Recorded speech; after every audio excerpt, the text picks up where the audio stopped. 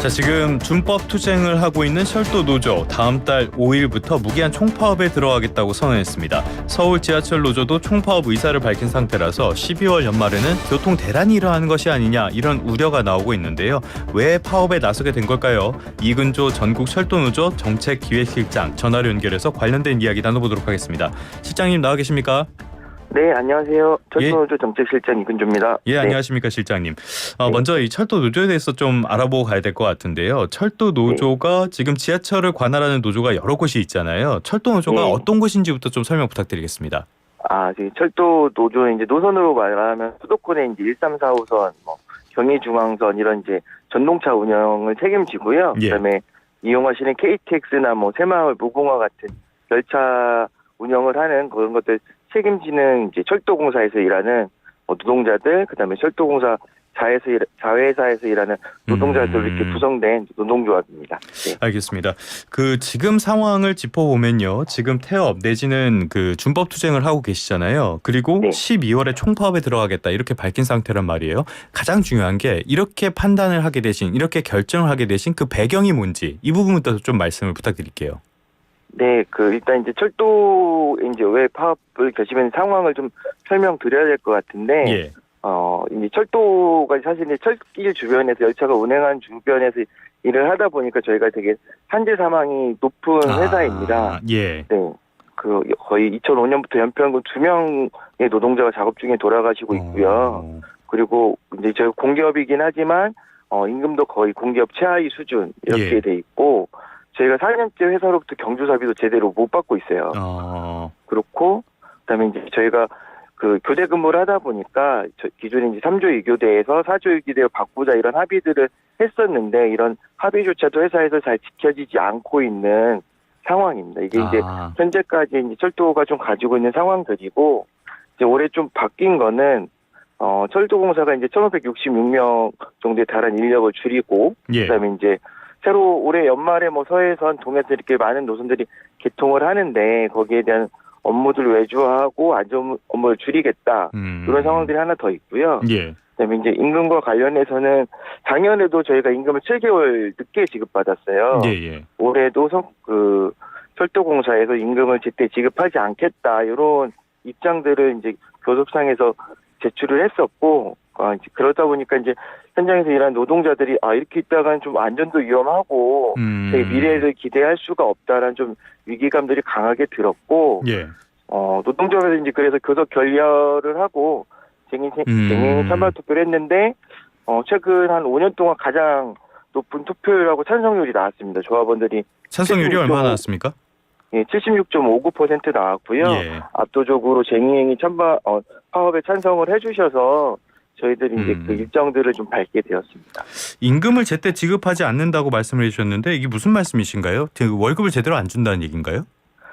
일단 월급은 기본적으로 나오긴 하는데 예. 임금에 속하는 이제 저희가 받아야 되는 성과급이라든지 몇 가지 요소들이 있습니다. 근데 요것들을 보통 이제 공공기관들 보면 7월달에 성과급 나오거든요. 모든 기관들이. 예. 그것들을 잘 제대로 지급하지 않고 작년에 받았어야 될 월급 올해도 7월달에 지급했고 올해도 다 지급하지 않겠다 이렇게 하고 있습니다.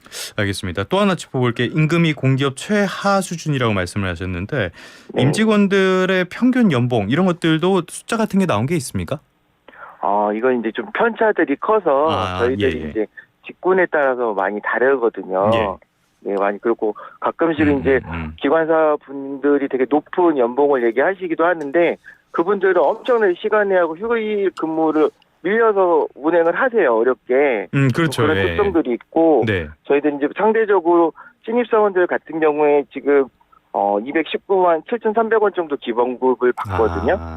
예. 거의 올해 최저임금 이 월급으로 하면 209만 원 정도인데 거의 차이가 많이 안 납니다 이게. 예. 네. 그 정도면은 연봉 기본급은 연봉으로 했을 때 3천이 안 되는 그 정도 수준인 거네요. 그렇죠. 예. 3천 조금 넘습니다. 네. 넘는구나. 예. 네. 계산을 잘 못해서. 네. 알겠습니다. 지금 노조에서 요구하고 있는 것, 회사에 요구하는 건 어떤 겁니까? 이제 이런 상황이다 보니까 노동조합에서 요구하고 있는 거는 기본적으로 외주화나 인력 감축이겠다는 이제 그런 분들 중단해서 부족한 인력을 충원해 달라. 그리고 기존에 합의했던 저희가 얘기한 4조 2교대라든지 타 공공기관 수준의 이제 성과급이라든지 승진 포인트 같은 그 노사 합의 사항들이 있어요. 예. 이런 것들을 좀 이행해 달라.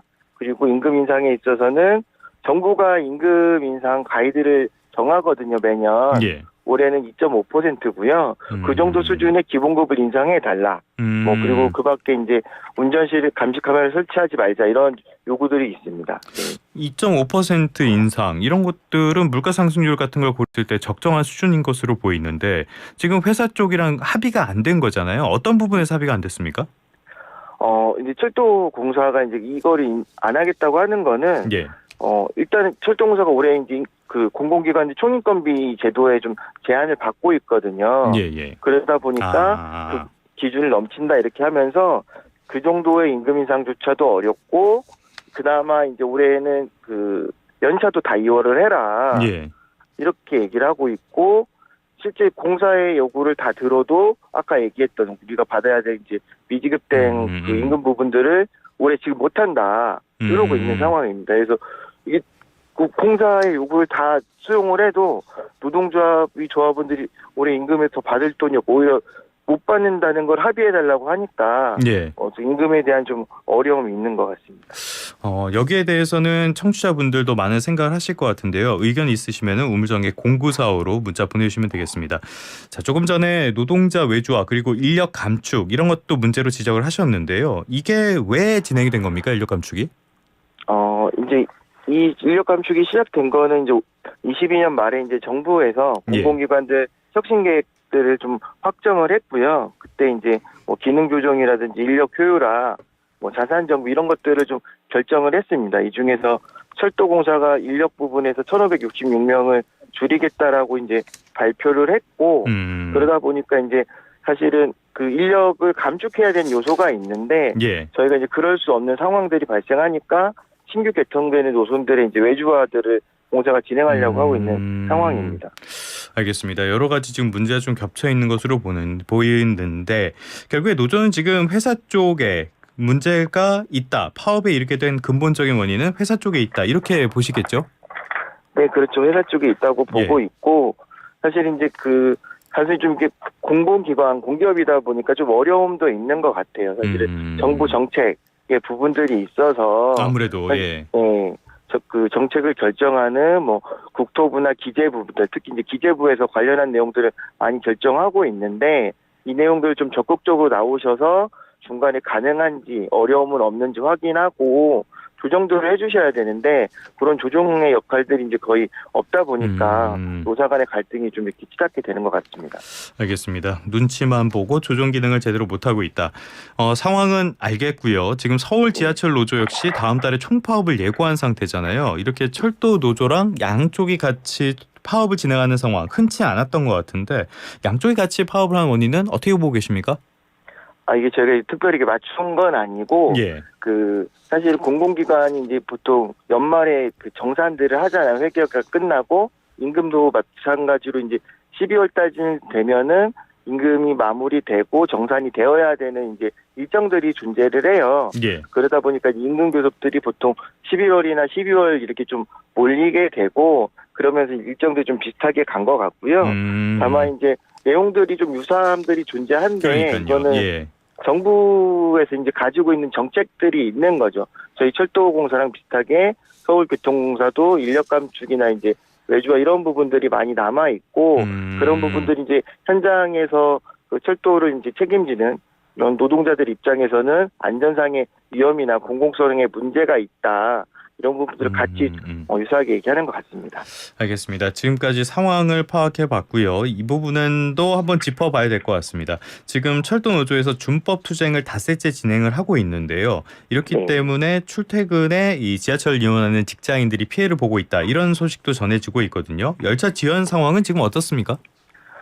일단은 그 부분 되게 죄송하게 생각을 하고 저희는 이제 이게 균형을 지키는 이제 안전일도 지키기다 이렇게 하고 있는데 좀 많은 불편이 발생한다고 저희도 알고 있습니다. 그래서 청취자분들이나 시민분들께 좀 많은 이해를 부탁드리고 약간 좀 덧붙여서 얘기 드릴 거는 열차가 지연되거나 그럼 역에서 지연 증명서 이런 것도 좀 발급해 드리거든요. 그래서 회사 출근하실 때 좀 문제가 되면 그런 거 받으시면 지연 좋겠다. 증명서요. 예. 네네네. 하고 지금 상황은 그러니까 뭐 크게는 20분 지연되거나 1시간 지연되는 열차도 있는 걸로 저희도 얘기를 듣고 있고 예. 대략 한 40% 수준에서 지연들이 발생하기도 한다. 이렇게 좀 확인들은 하고 있습니다. 이제. 그런데 12월에 총파업에 정말 돌입을 하게 된다라고 봤을 때는 지금보다 열차 지연이 더 많아지고 피해도 더 커지지 않을까요? 좀 그런 문제가 발생을 하는데요. 저희 이제 좀 더 얘기를 드리면 이번 열차 지연 같은 경우도 마찬가지인데 저희가 특별한 걸 더 하고 있는 게 아니거든요. 사규에 따라서 하고 있고 기관사들이나 이런 분들은 그러니까 쉬는 날 나와서 일을 하지 말자 이렇게만 하고 있는 건데 사실 철도가 쉬는 날 기관사들이 나오지 않으면 열차를 정상적으로 운행할 수가 없어요. 저희가 이제 그 기관사나 차장분들이 나오지 않으면은 본사나 지역본부 스태프들이 관리자들이 와서 열차를 타야만 운행되는 수준. 예. 그리고 다른 현장에서도 마찬가지로 인력이 부족해서 되게 빡빡한 수준에서 지금 열차가 돌아가고 있거든요. 이런 상황에서 앞서 얘기했듯이 인력을 줄이고 월급도 줄이고 뭐 이런 상황이 중첩되다 보니까 이런 문제를 해결하지 않으면 결국은 어느 곳에서든 큰 문제 좀 발생할 수 있다 이렇게 생각을 하고 있고 그 점에서 이제 이 문제를 지금 이제 저희가 안전일도 지키기라든지 이런 걸 좀 알리고 있는 상황이고 가능한 좀 파업 전까지는 기자회견을 하긴 했지만 이 문제들이 좀 해결돼야 된다 이렇게 생각하고 있습니다. 알겠습니다. 말씀해 주셨지만은 쟁의라는 건 노동자의 권리고요. 이게 정당한 쟁의인가 이런 부분은 청취자분들께서 판단을 해보시는 게 좋을 것 같습니다. 오늘 인터뷰 관련해서 철도공사 그리고 국토부 정부의 입장도 들어보는 시간도 한번 마련해 보도록 하겠습니다. 지금까지 이근조 전국철도노조 정책기획실장과 함께 이야기 나눠봤습니다. 오늘 말씀 고맙습니다. 네, 감사합니다.